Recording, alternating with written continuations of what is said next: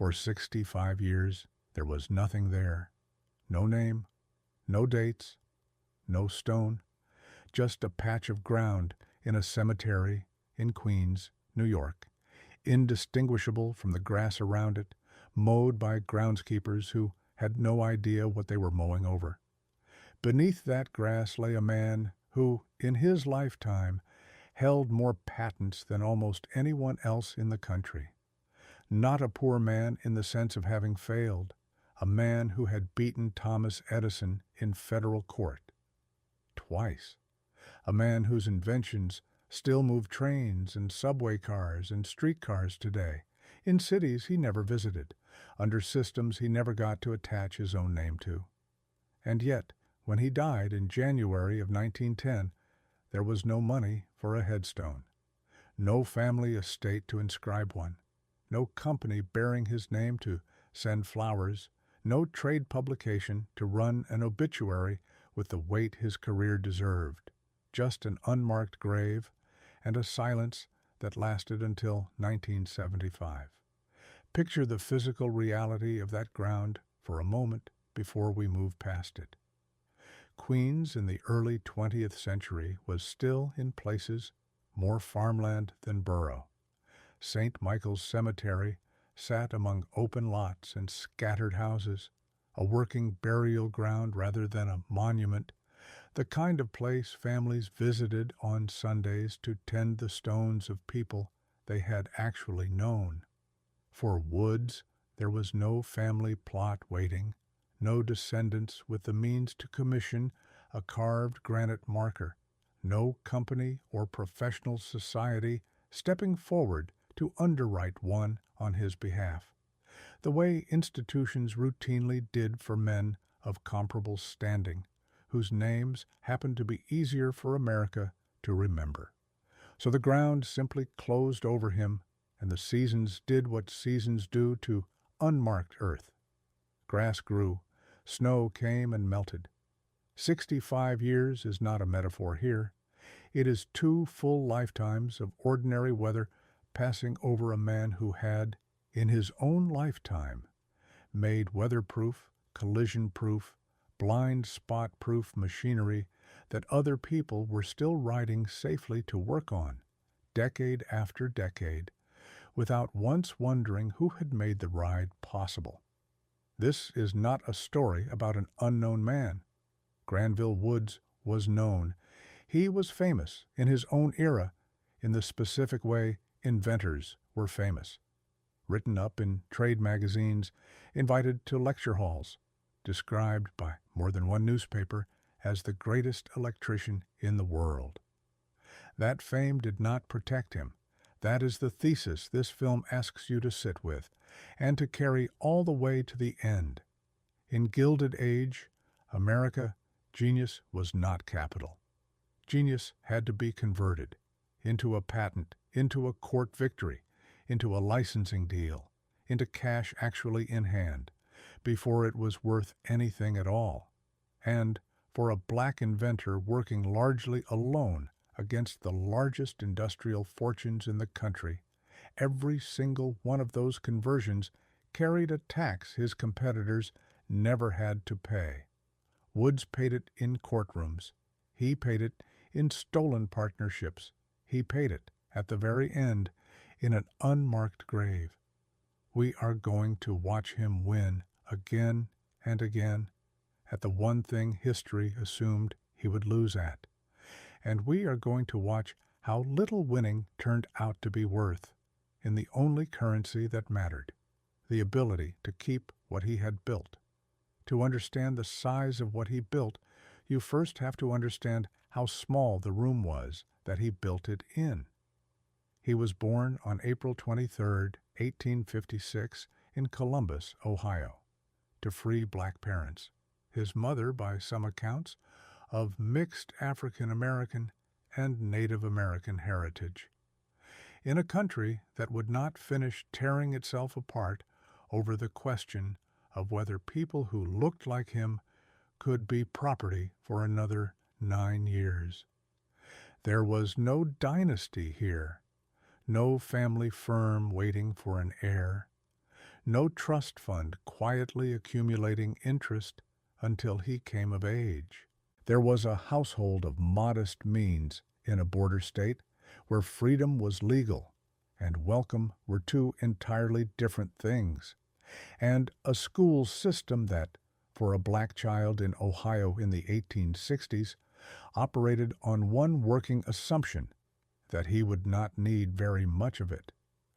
Woods left formal schooling around the age of 10, not because he lacked the aptitude, because the doors that aptitude was supposed to open simply were not built with him in mind. What followed was not an education in any conventional sense. It was an apprenticeship, self-assigned, conducted in the only classrooms that would actually let him in. Machine shops, engine rooms, rail yards, the belly of a ship. He took work wherever labor was wanted, and no one asked too many questions about where a colored boy thought his future was headed. A machine shop attached to a railroad, where he first got his hands on the raw mechanics of motion, gears, pistons, the crude choreography of steel parts moving in sequence. A steel mill, where he learned what heat and pressure did to metal, and by implication, what they could do to anything, including a man's body, if you were careless around them. A stretch as an engineer aboard a British steamship, which took him, by some accounts, well beyond Ohio, and gave him his first sustained exposure to marine engineering.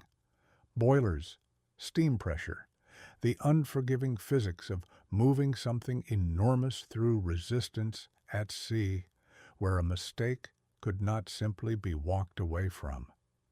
Every other young engineer of promise in this era was headed toward a technical college, a family connection, an apprenticeship under a name that already meant something in the industry. Woods was headed toward whatever job would let him keep learning while everyone around him assumed he was there only to sweat. Consider what a formal engineering education actually consisted of for a fortunate young man of this same era, if only to measure the gap Woods was working across.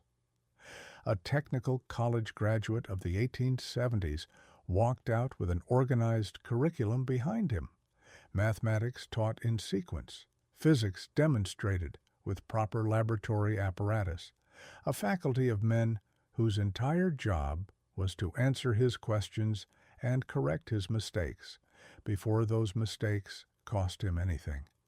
He typically walked out as well with a network, classmates who would go on to run companies, professors who would write him letters of introduction, a diploma that functioned as a kind of passport into rooms where capital was actually discussed and allocated. Woods had none of this. What he had instead was trial and error at industrial scale, a boiler that either held pressure or didn't, a gear that either meshed cleanly or ground itself to metal shavings, immediate physical consequences standing in for a professor's red pen. It is a genuinely harder way to learn an engineering discipline. It also produces a particular kind of engineer, one who trusts nothing he has not personally tested, because nothing in his education ever gave him the luxury of trusting an authority's word for it instead. Here is the pattern worth watching, because it repeats for the rest of his life. In every chapter that follows, opportunity for Granville Woods never simply arrived. It had to be built, alone, out of material other people had already decided was worthless. Before we follow him further, there's a small question worth asking, because it says something about how differently this story would have gone in a more connected age. Woods spent his whole career trying to close distance, to let a man in one place know instantly what was happening somewhere else entirely. So tell us in the comments, what country are you watching this from tonight? It cost you a few seconds. it would have cost a 19th century dispatcher his entire evening, and sometimes a great deal more than that.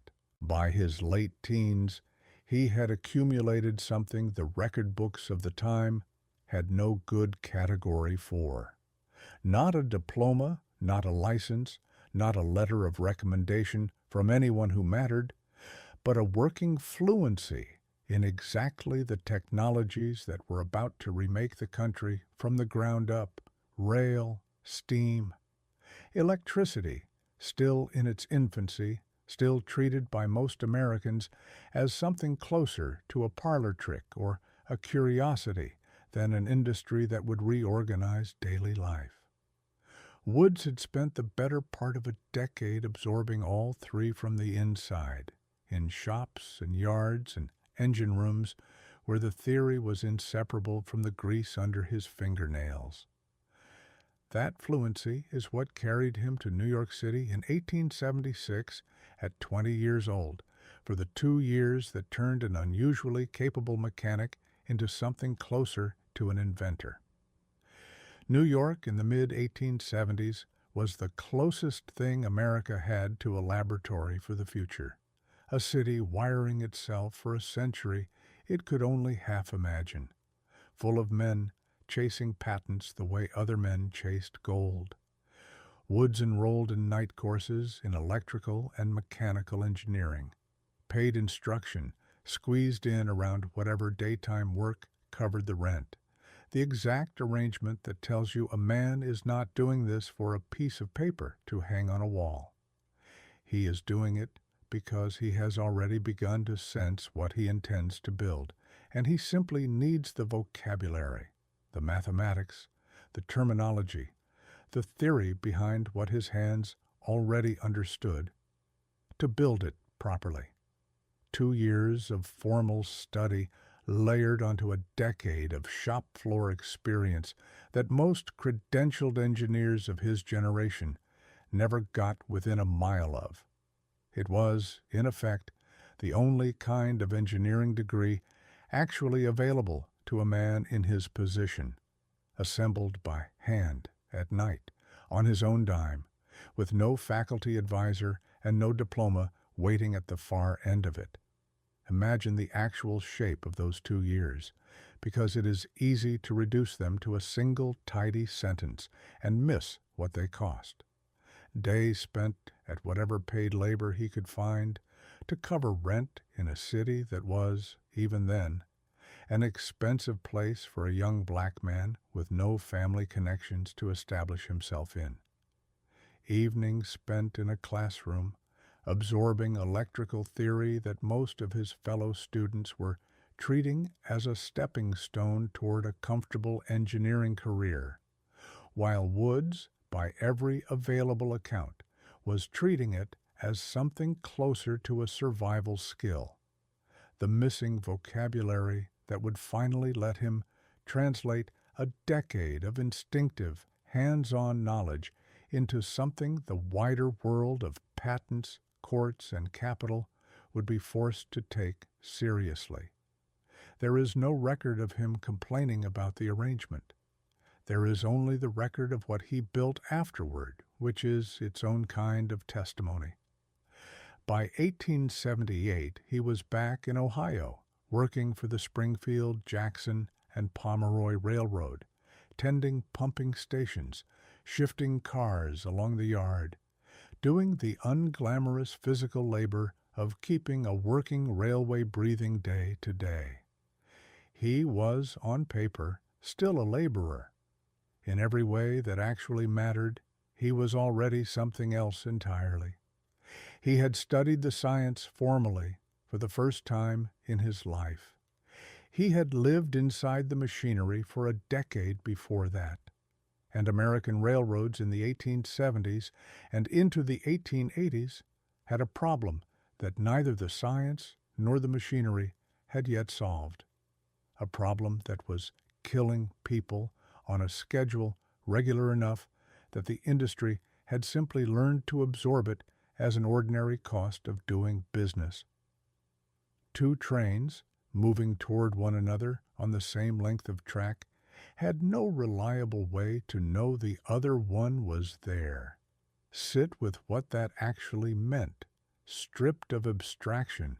A locomotive, weighing many tons, moving at speed, functionally blind to any other locomotive sharing its line, with nothing but human judgment, printed timetables, and a fixed telegraph office standing between safe passage and catastrophe.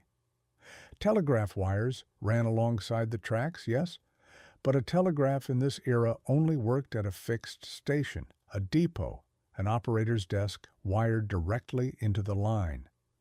The instant a train pulled away from that station, it went dark. No way to warn it of trouble ahead.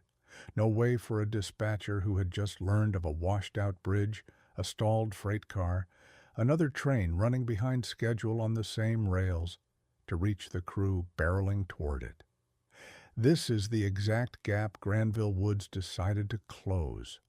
Not a party trick for a lecture hall, not a patent filed for its own sake. A machine built, quite literally, to stop people from dying in wrecks that everyone in the industry privately understood were preventable and publicly treated as unavoidable.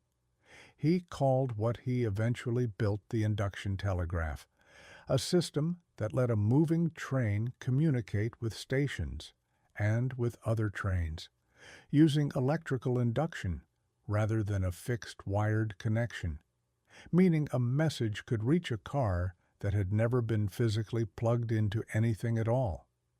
Described in a single sentence, it sounds almost simple. It was not. It required Woods to solve a problem that had defeated better funded, better credentialed engineers before him. How do you place a reliable signal onto something that refuses to stand still? The mechanism itself, once he finally cracked it, was elegant in the way the best engineering solutions of this era tended to be. Not a single dramatic breakthrough, but a patient rearrangement of forces that had been sitting in plain sight the entire time. Run a conductor along the top of the rail or strung close beside the track, carrying a weak alternating current. A receiving coil mounted on the moving train, close enough to that trackside conductor, would have a corresponding current induced in it purely through the electromagnetic field passing between the two. No physical contact required, no wire ever touching the train itself. It was the same underlying principle that would, decades later, power wireless communication generally, except Woods was applying it to a much narrower, much more urgent problem: getting a voice or a signal onto a train that was never going to sit still long enough to be wired into anything. A dispatcher could telegraph ahead. A train could telegraph back. Two locomotives approaching each other blind on the same length of track could, for the first time, actually know. He worked the problem for years before it had a name the patent office would recognize as his. Litigation would later establish that his invention dated back to at least 1881, meaning that by the time the wider world caught up to what he had built, Woods had already been living inside this exact problem for the better part of a decade, quietly, without a laboratory staff, without outside funding, in whatever hours the rest of his working life left him. There is something worth pausing on here before we go further into what this invention actually cost him to keep, because it is, in its own way, the same question every dispatcher in this story was straining and failing to answer in the dark. Wood spent the better part of a decade trying to build a machine that could answer where this train is in relation to that one, carried by nothing but electricity over open air, with no wire in between. Two locomotives, blind to each other, made to see. Back to Cincinnati, where Woods had by now settled, and where his reputation was beginning to outrun his bank account by a widening margin. He set up shop there, developing, manufacturing, and selling electrical apparatus under his own name. An audacious thing in itself for a black entrepreneur in Ohio in the 1880s, in a market where white-owned firms controlled nearly every channel of capital, credibility, and contract. An inventor needed simply to survive his first year in business. There was no bank eager to extend him the kind of open credit his competitors took for granted as the ordinary cost of doing business. There was no established family name to open a door with a single letter of introduction. There was only the work itself, and slowly, unevenly, the work began to speak on his behalf in rooms he was rarely invited into personally. The Cincinnati Commercial Gazette, covering a lecture he delivered on electricity and its modern applications, described him in print in February of 1889 as the well-known colored electrician of the city, addressing a Young Men's Christian Association hall filled to capacity. Read that phrase twice. It is a compliment and a cage, delivered in the same 6 words. Well-known, colored, electrician. The paper could not simply call him an electrician, full stop, the way it would have for a white contemporary of identical standing. His achievement and his race were reported in the same breath, as though one required a footnote on the other, as though readers needed to be told gently how to file the fact of his competence. That was the atmosphere Woods worked inside every single day of his professional life. Rarely outright hostility, more often this quieter, constant insistence that his success be qualified, bracketed, explained before it could be admired. And yet the lecture itself is worth pausing on because it tells you Woods was not operating in total obscurity even at this early stage.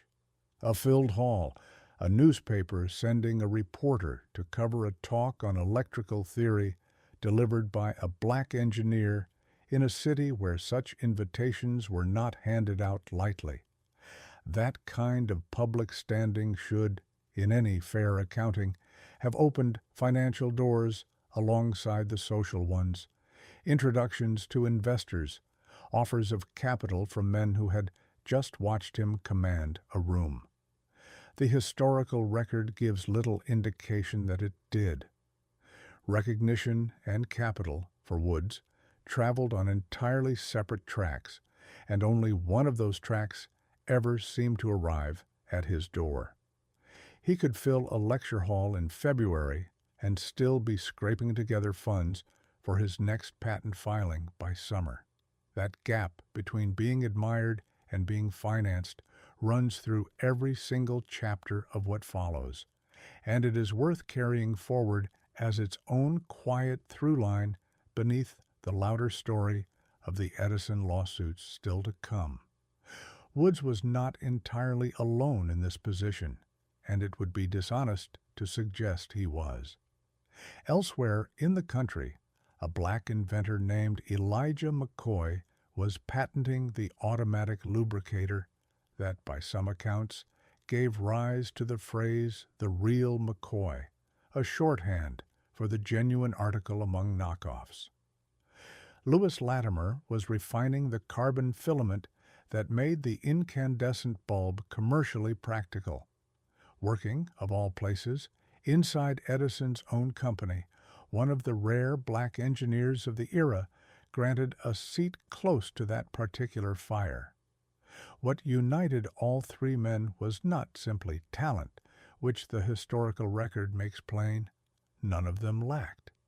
It was the specific structural absence of the thing that let their white contemporaries convert talent into fortune. Access to capital that did not require first proving over and over, in court or in the press, that a black man's mind could be trusted with it. Woods's early patents came in these Cincinnati years: improvements to a steam boiler furnace, an enhanced telephone transmitter. Solid, useful, unglamorous work, the kind that builds a working reputation brick by brick rather than in a single dramatic leap. Running his own operation rather than working under someone else's name was itself a calculated bet. It meant he kept whatever profit the business generated, rather than surrendering it to an employer the way a hired engineer would have. It also meant he personally absorbed every risk the business took on, every unpaid invoice, every slow month, every dollar of overhead a salaried position would simply never have exposed him to. For a white engineer of comparable skill in this period, that risk was already a gamble. For Woods, operating in a market where suppliers, customers, and lenders alike were free to simply decline to deal with a black-owned firm without ever having to explain why, it was a considerably steeper one. That he built a functioning company at all in that environment, on the strength of unglamorous furnace and transmitter patents alone, is a fact easy to skip past in a story mostly remembered for the Edison lawsuits. It shouldn't be skipped past.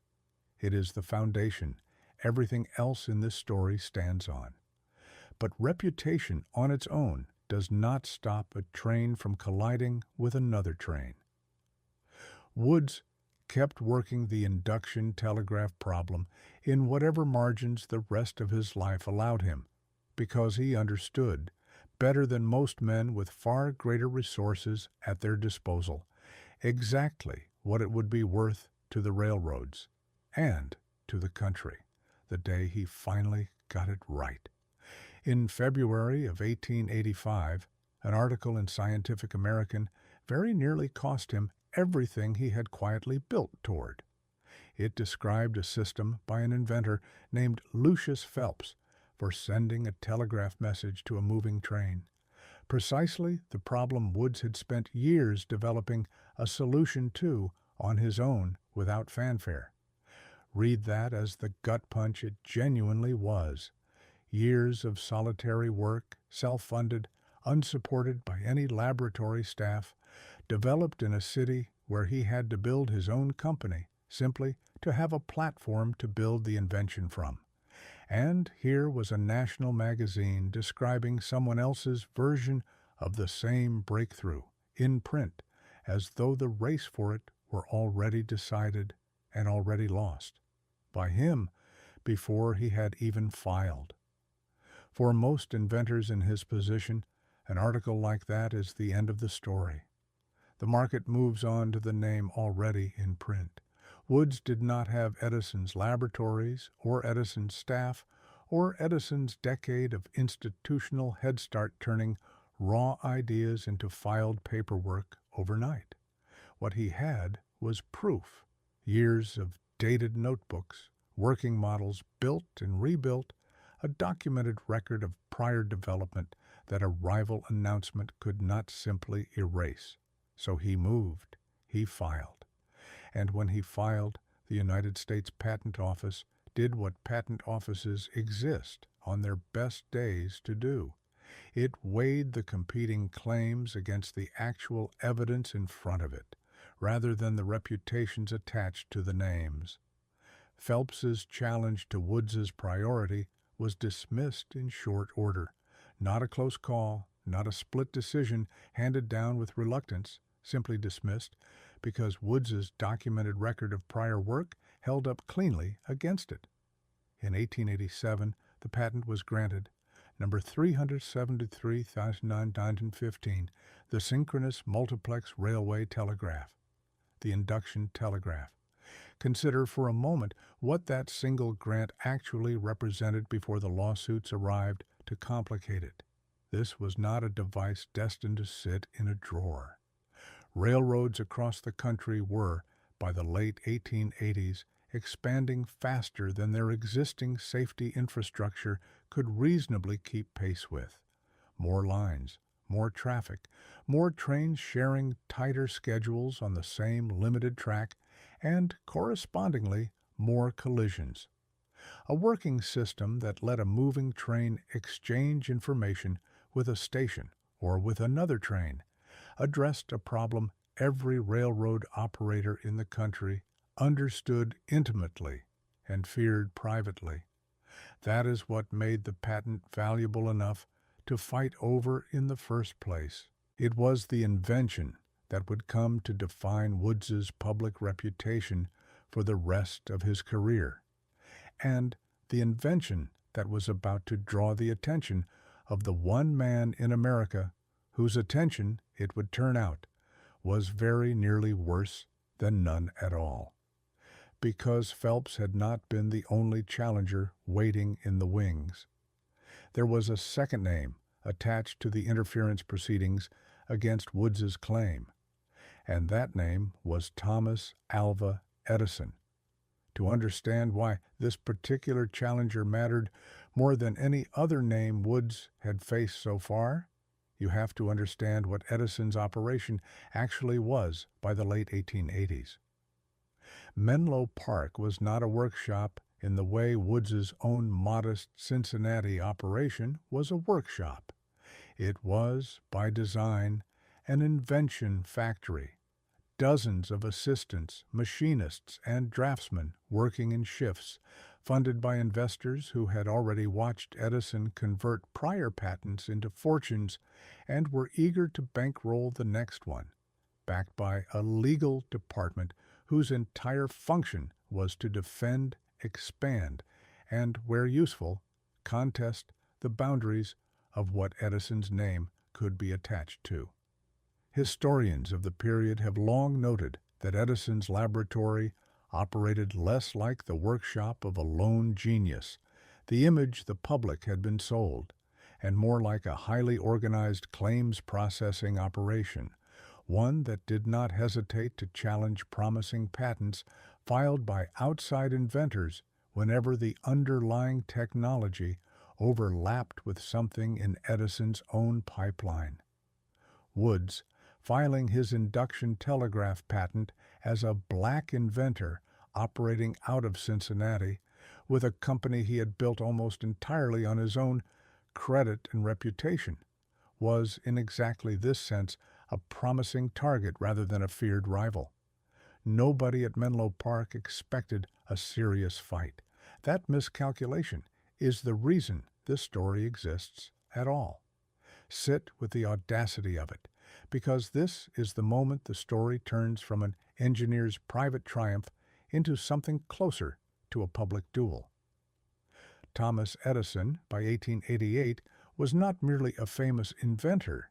He was already a myth in progress, the man who had given the country the phonograph and the incandescent bulb, who ran a private laboratory that functioned less like a workshop and more like a factory purpose-built for the future, complete with staff, funding, and a press corps that treated his every claim as self-evidently credible.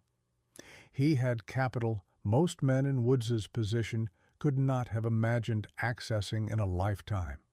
He had lawyers retained specifically for exactly this kind of fight. He had a public reputation so large that simply attaching his name to a claim lent that claim instant weight, whether or not the underlying facts actually supported it. And in 1888, Edison's camp formally challenged Woods's patent on the induction telegraph, asserting that Edison, not Woods, had been the true first inventor of it. This was never really a dispute about the mechanics of electricity. It was a dispute about power, about which of the two men America was institutionally prepared to believe had actually done the thinking. Woods did the only thing genuinely available to a man without Edison's resources behind him. He produced the record, years of documented development, dates that traced back demonstrably and verifiably to 1881, long before Edison's camp could establish any competing claim of priority of their own. He did not have to out-argue Edison in the court of public opinion, where Edison's name alone still carried enormous, almost unshakable weight. He only had to out-document him in the one venue where documents, not reputations, were actually meant to decide the outcome, and in a system built, at least on paper, to reward the true inventor rather than simply the more famous one. That proved to be enough. Woods won. Not the argument, the priority. That was the entire fight, distilled down to a single word. And the word, this time, favored him. A lesser man in Edison's position might have let the matter rest there. Edison did not. He came back a second time, mounting a further challenge to the very same patent, forcing Woods through another full round of the same exhausting, expensive process, compelling him to prove, a second time, exactly what he had already proven once in full. Consider what that actually required of him. Legal fees. Woods had no comfortable surplus income to absorb without strain. Months of his attention and energy diverted away from inventing and into defending, and the constant low-grade uncertainty of not knowing whether a court might, this second time, simply decide differently than it had the first, for reasons that had nothing to do with the underlying facts. This is what winning cost him, not once, twice, back to back, with no guarantee in between that the second verdict would match the first. And twice, Woods won. What happened next is the detail that made this story travel, the detail people still repeat more than a century later because it is almost too clean as an ending, almost too satisfying to be entirely true. And yet, it is, by the great weight of the historical record, real. Having failed twice to take the patent from Woods in court, Edison did something that reads, on its surface, almost like a form of respect. He offered Granville Woods a position, reportedly within the engineering department of the Edison Electric Light Company in New York. Come work for me. Bring that mind inside my operation, where it can finally be properly resourced, where it can be protected under my name instead of forced to keep fighting my name in court. Woods said no. We do not have his exact words, and this film will not manufacture them for him, where the record is silent. But we do have the outcome, and the outcome tells you almost everything you need to know about the man. He preferred to retain control of his own inventions rather than fold his talent into somebody else's empire, even the largest, best-funded, most thoroughly protected empire in the entire field of American electrical engineering. It would have been, by any purely practical measure, the easier road.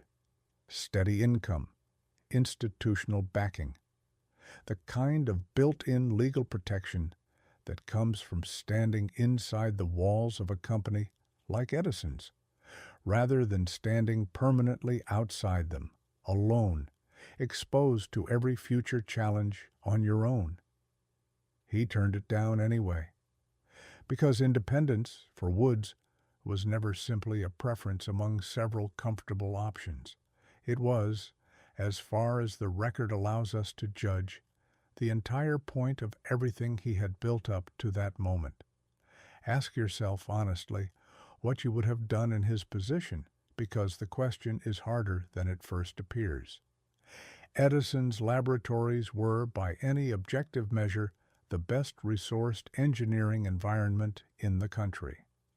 A position there meant instruments Woods could never have afforded on his own, assistance to handle the tedious portions of experimentation, a name on the letterhead that opened doors no independent black inventor's name could open on its own merits.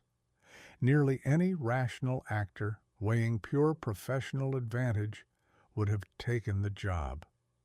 Woods did not, and the historical record gives us no evidence he ever second-guessed the decision, whatever calculation he was actually running. Pride, principle, a clear-eyed read on what it would mean to build his life's work inside the walls of the very company that had just tried twice to take that work away from him. It was not the calculation of a man optimizing for comfort. It was the calculation of a man who had already decided that ownership of his own name mattered more than any salary attached to someone else's. It is also, we should say plainly and without romance, the decision that made every single thing that came after it harder, and the decision this entire thesis has been quietly building toward from the very first minute. Because here is the part the job offer anecdote conveniently leaves out, the part that never survives the 4-minute retelling of this story. Beating Edison in court twice did not make Granville Woods rich. It made him respected, briefly, in exactly the circles that could afford to admire a black inventor from a comfortable and entirely safe distance.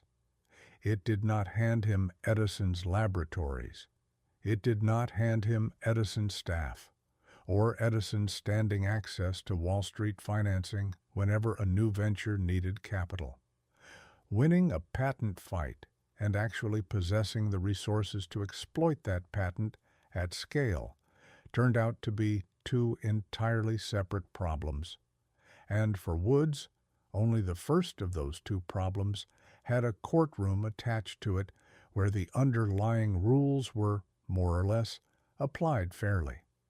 Consider the arithmetic of it, because a channel built on ledgers rather than vague sentiment owes you the actual numbers. Over the full course of his lifetime, Woods would file somewhere in the range of 45 to nearly 60 patents, depending on whether you count incremental improvements as fully distinct inventions or simply as refinements of earlier ones. By one historian's careful count, at least 17 of his 45 United States patents would end up contested in some form of legal proceeding. Sit with that ratio for a moment, because it is the real measure of what he was up against. Not one unlucky lawsuit as an isolated ordeal to be endured and forgotten. A pattern, nearly 2 out of every 5 patents he ever filed dragged sooner or later into an interference proceeding, an ownership dispute, or an outright courtroom challenge. That is not the record of a man who occasionally ran into bad luck along the way. That is the record of a man tested, structurally and repeatedly, on almost everything of value he ever produced, in a way his white contemporaries, filing patents of comparable significance, simply were not. Understand what a single patent interference proceeding in this era actually demanded of the man defending it, because the phrase itself sounds bureaucratic in a way that hides the real cost. It meant assembling sworn testimony, establishing exact dates of conception and reduction to practice, often years in the past, supported by whatever notebooks, models, correspondence, and witness statements a working inventor happened to still have on hand. It meant depositions taken by opposing counsel, whose entire professional incentive was to find the smallest inconsistency in a story told years after the fact. It meant very often retaining patent attorneys whose fees were structured for clients with Edison's kind of resources, not Woods's. And it meant doing all of this while simultaneously running a business, filing new patents, and trying to keep the ordinary machinery of daily survival moving forward. Multiply that single process by 17, spread unevenly across roughly 2 decades of active invention, and you begin to understand why a man with nearly 60 patents to his name could still, at the end of it all, die without the money for a funeral marker. Litigation, then as now, was never free. Every one of those 17-plus contests meant lawyers to be paid, filing fees to be covered, months at a stretch where Woods's attention was pulled away from the workbench and onto a witness stand instead. A well-capitalized inventor of the era absorbed that cost as an ordinary line item, barely worth mentioning in his own private ledger. Woods absorbed it as a recurring existential threat to his solvency. Every single time, because he did not have a company the size of Edison's standing behind him to cushion the blow.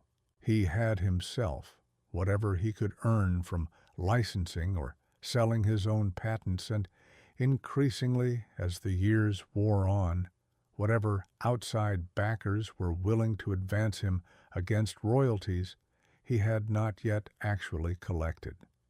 That last part is where the story stops being merely difficult and starts being something closer to devastating, where the wound stops arriving from famous distant rivals like Edison and begins arriving instead from the very partnerships Woods needed simply to keep functioning.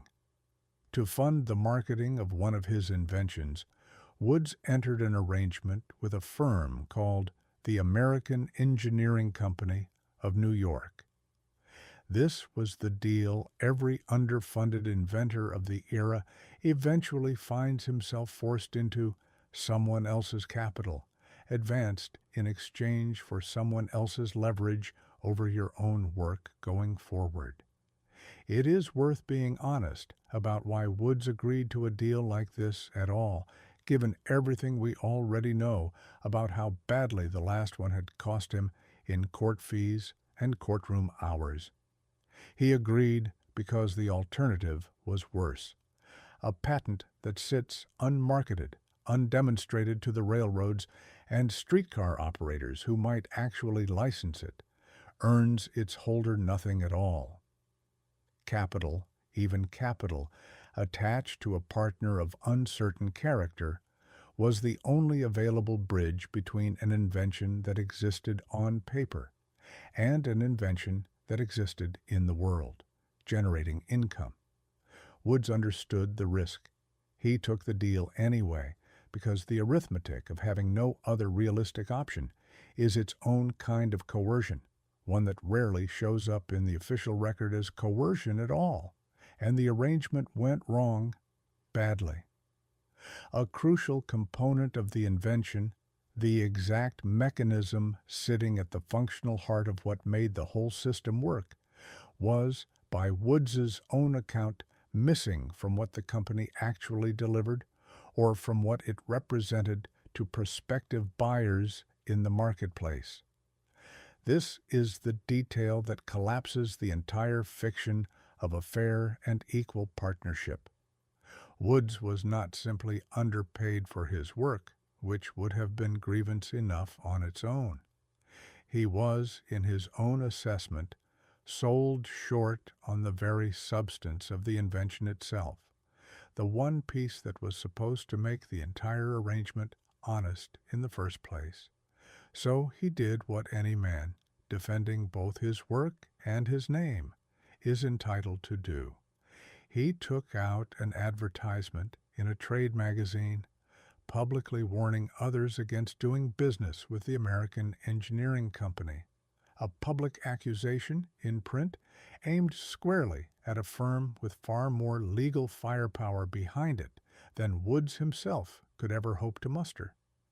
The response was not a competing advertisement. It was an arrest.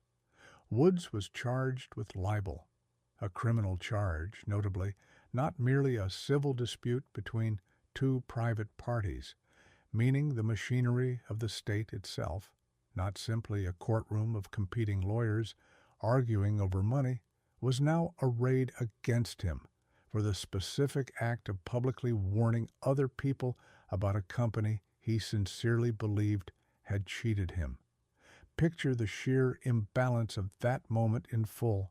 An inventor who had, only recently, twice out-documented Thomas Edison himself in federal patent proceedings, now standing as a criminal defendant for the offense of saying, in print, that a company had wronged him. The case went before a jury, and the jury acquitted him, a complete vindication on the actual facts of precisely the accusation that had put him in a courtroom as the accused rather than the accuser.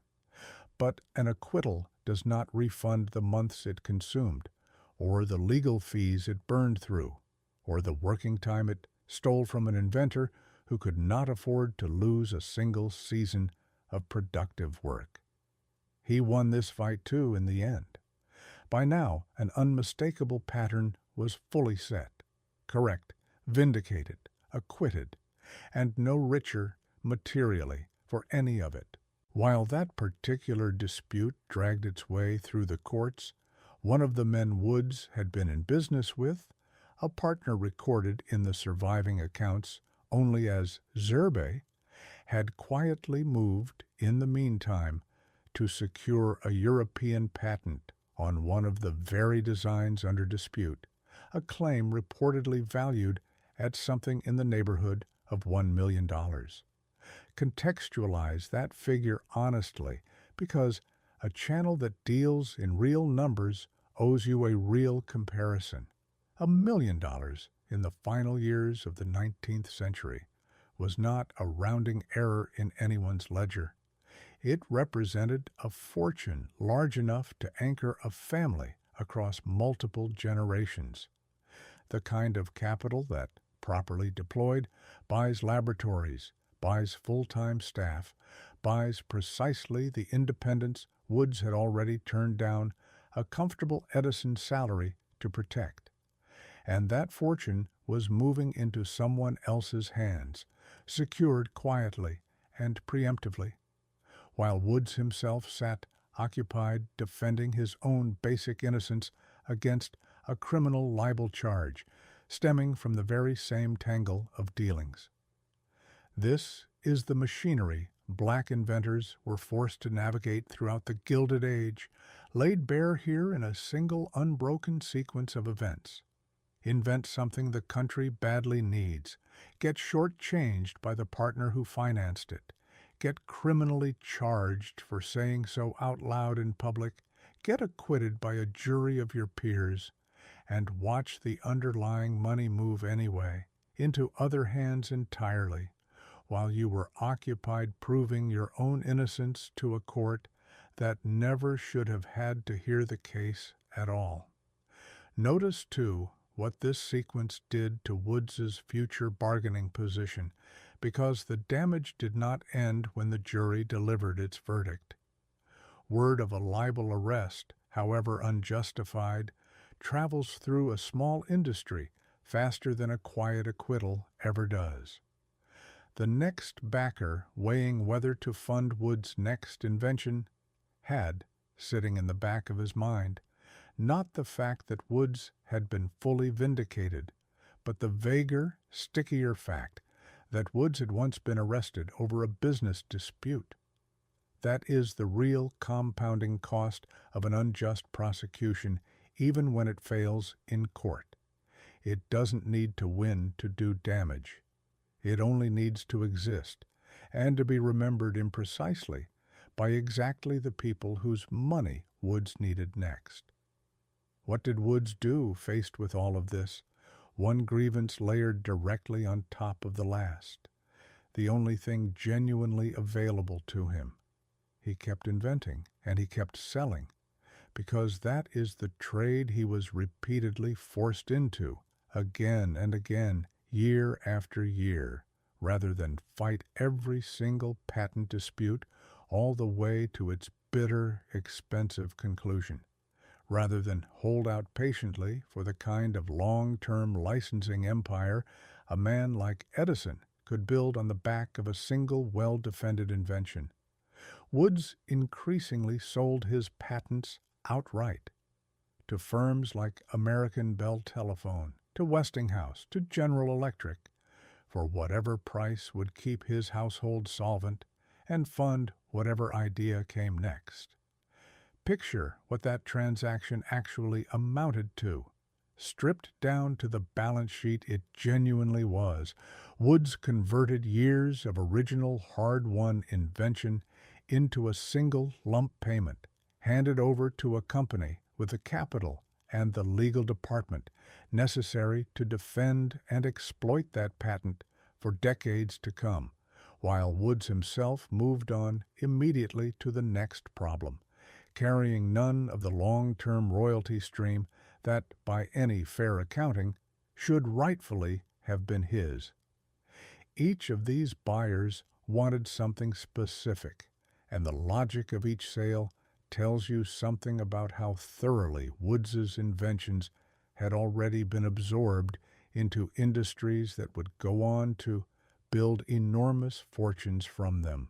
American Bell Telephone had every reason to want clear title to any improvement touching transmitter technology, since Bell's entire business model depended on controlling, as tightly as legally possible, every incremental advance in a device it had staked its future on.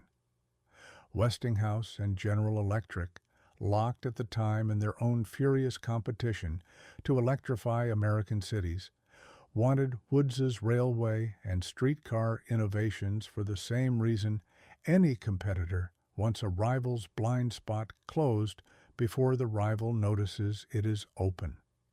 None of these were charitable purchases.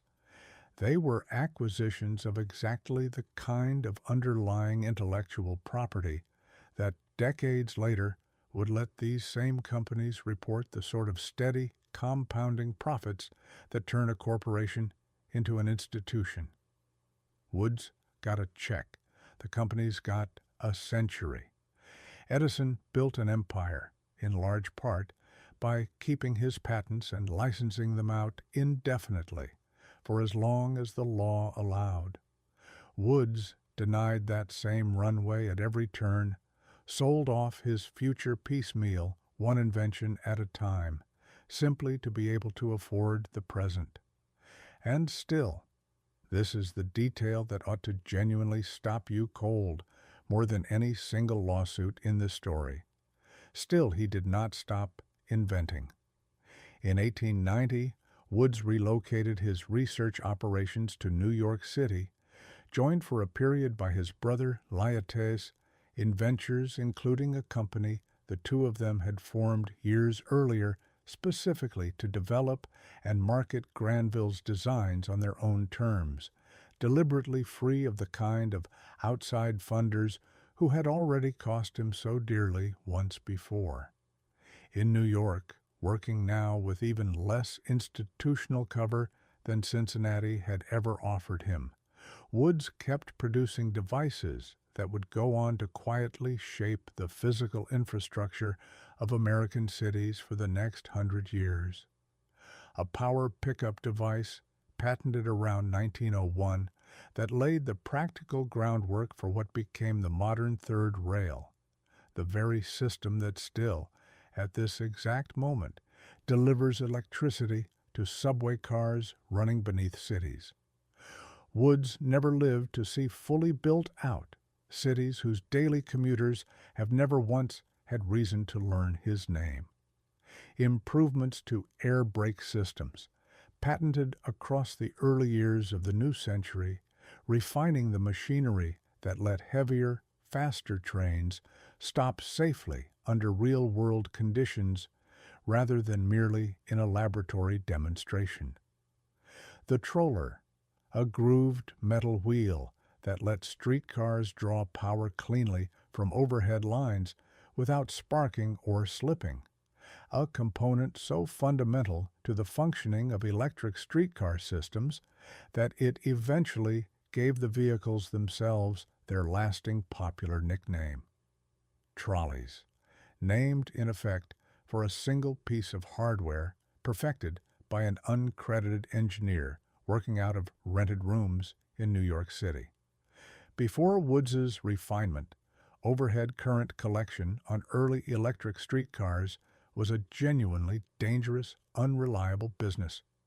Poor contact meant power surges, dropped connections, and, on occasion, sparking hardware close enough to passengers and pedestrians to be an outright safety hazard in its own right.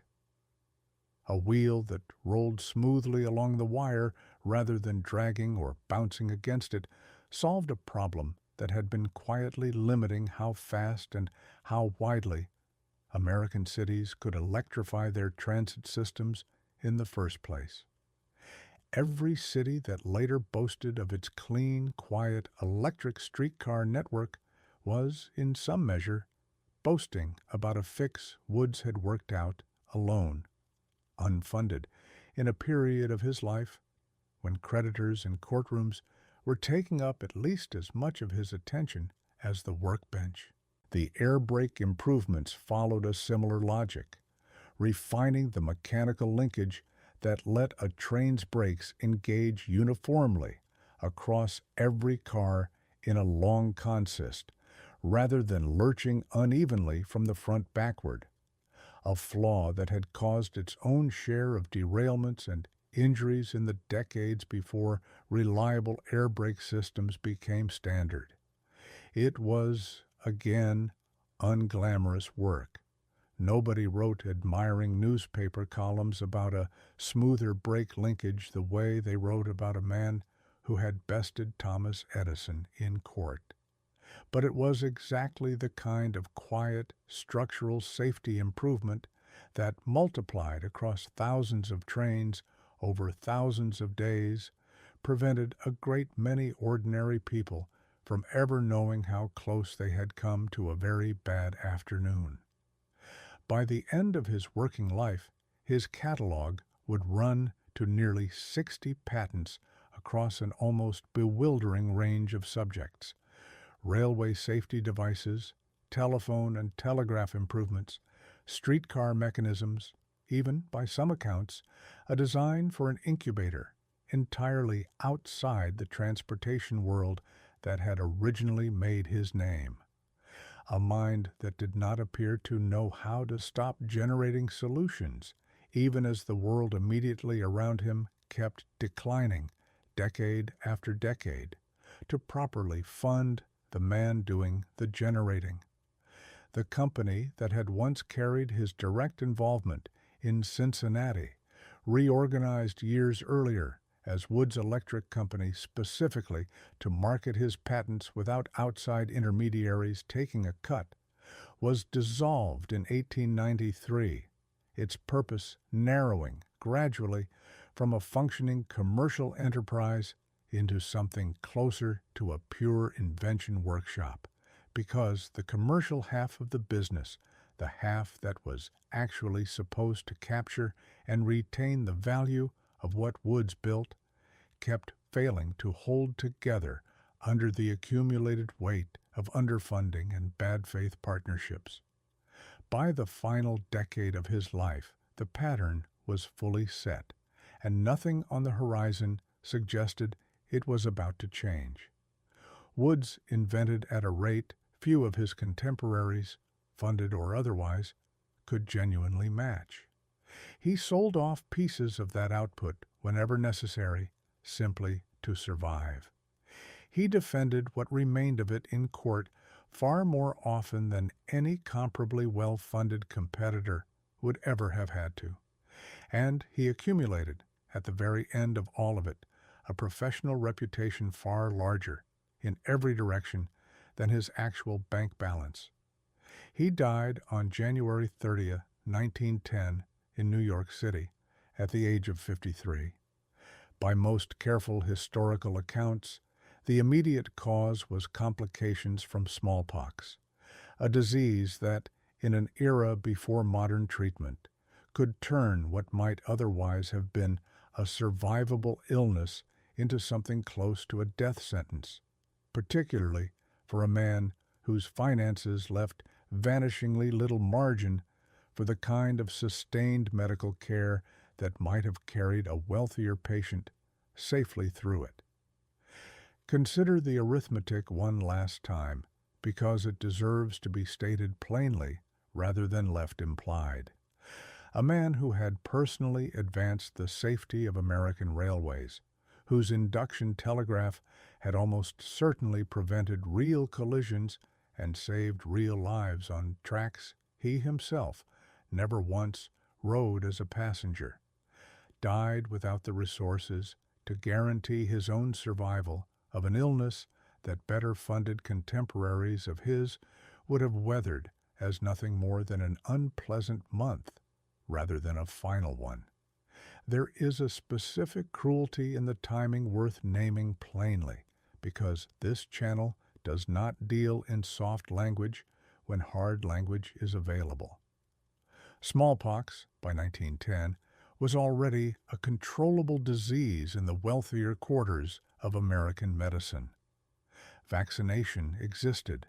Isolation wards existed. What did not exist reliably for a self-employed black inventor with no corporate pension, no institutional health coverage, and a career spent selling off his own future piecemeal just to survive the present, was the buffer of resources that turns a dangerous illness into a manageable one. Woods had spent nearly 3 decades converting genius into court victories that never quite converted, in turn, into lasting capital. In the final accounting, that unbroken chain of conversions failing to complete itself is very likely what killed him, not the disease alone. The disease arriving at the one moment in his life when there was nothing left in reserve to meet it with. He was buried at St. Michael's Cemetery in Queens, New York, and there, for 65 years, the grave sat unmarked. No stone, no inscribed name, no dates, nothing whatsoever to distinguish the resting place of a man who had held nearly 60 United States patents from the anonymous, undifferentiated ground stretching out around it on every side. We opened this film there at that quiet, empty patch of grass and asked what it could possibly mean that a mind this productive, this repeatedly vindicated in open court, could still end in a silence this complete. Now you know the full arithmetic sitting behind that silence. Not one bad year, not a single stroke of unlucky litigation. A lifetime spent being right, being formally vindicated, being outright victorious in courtroom after courtroom, and being just as systematically denied the capital, the durable partnerships, and the institutional protection that would have let any single one of those hard-won victories compound into something resembling lasting generational wealth. Edison lost to Woods twice on the very same patent and walked away, by any reasonable measure, entirely unharmed, his empire fully intact, his name the one history still reaches for first. Woods won both times and died without so much as a headstone to mark where the winning had gotten him. That imbalance is not a footnote sitting at the edge of this story. It is the story in its entirety, if you are honest about what actually happened. It is tempting to file a story like this one under a single comfortable word, tragedy, and move on. Resist that too, because tragedy implies something closer to accident, a bad break no one could have reasonably prevented. Nothing about what happened to Granville Woods was an accident. Every piece of it was the predictable output of a system that had already decided, before he ever filed his first patent, how much credit a black inventor was allowed to actually keep. The courts, to their credit, kept ruling on the facts in front of them and kept finding, again and again, that Woods was right. The capital markets around those courts were under no such obligation, and they behaved exactly as capital markets built on exclusion tend to behave. They let him win the argument and quietly declined to let him keep the winnings. The silence did eventually break, decades too late to matter to the man himself in any way that could still reach him. In 1975, 65 years after his death, Woods's grave was finally given a headstone, a small, deeply overdue correction, carried out by people who understood exactly what had been left unmarked for 2/3 of a century. In 2004, during the New York City subway system's centennial year, the Transit Authority issued a commemorative Metro card specifically honoring Woods for the third rail patent that, at that very moment, was still carrying trains beneath the feet of millions of daily riders who had never once heard his name spoken aloud.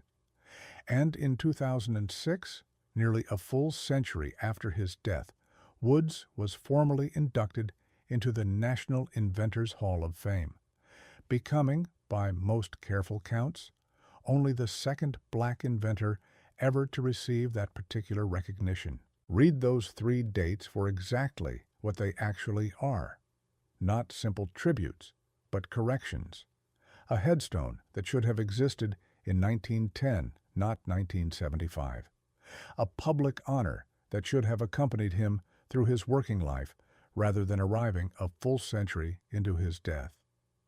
Recognition, at long last, of a body of work that had been quietly, invisibly moving trains, streetcars, and subway cars the entire time, uncredited, folded into other companies' patents under other companies' names, for generation after generation of ordinary riders who never once knew, whose mind had actually made their daily commute possible. It is tempting, telling a story like this one, to let the late honors stand in as a happy ending, to let the headstone and the Metro card and the Hall of Fame plaque do the work of resolving everything that came before them. Resist that temptation, because the arithmetic does not actually balance. A headstone placed in 1975 did not put a single dollar into the hands of the descendants who might have used it. A commemorative card issued in 2004 generated no royalty payment retroactive to 1901, when the third rail patent that made the card's existence worth commemorating was actually filed. These are gestures of memory, not corrections of the underlying account. They tell you that history eventually noticed. They do not tell you that history ever paid. And that gap between being noticed and being paid, between being right in court and being secure in life, is the entire inheritance this story leaves behind. It is not a story that argues Woods lacked genius.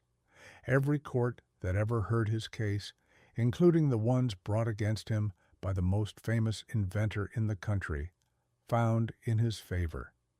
It is not a story that argues he lacked persistence. Nearly 60 patents filed across 3 decades of being sued, cheated, and criminally charged along the way is not the record of a man who gave up easily on anything. It is a story about what a country is willing to withhold from a man even after it has already, repeatedly, admitted in open court that he was right. There is one more number worth sitting with before we close the ledger. Nearly 60 patents, at least 17 fought through some form of legal challenge. 2 of those challenges brought by the single most famous inventor in the country, and 1 outright both times. A criminal libel charge, survived and acquitted. A $1 million European patent, lost to a partner's preemptive maneuvering while Woods was busy defending his own name in an American courtroom. Nearly 3 decades of continuous invention across railway safety telecommunications, and urban transit, conducted almost entirely without the institutional backing every one of his major rivals took for granted. Run that tally against the actual balance he left behind. No estate to speak of, no headstone for 65 years, a cause of death that a wealthier man's household would likely have absorbed as an inconvenience rather than an ending. And the gap between the two columns is not a rounding error. It is the entire argument of this film expressed as arithmetic rather than as sentiment.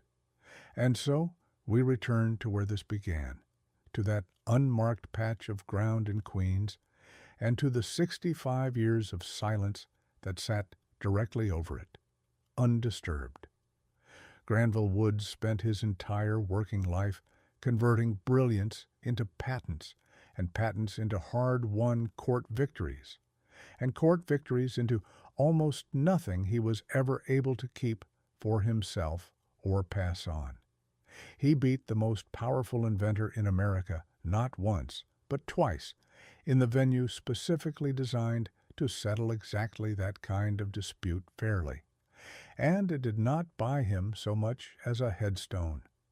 Perhaps that is the only honest ledger this particular story can be allowed to close on.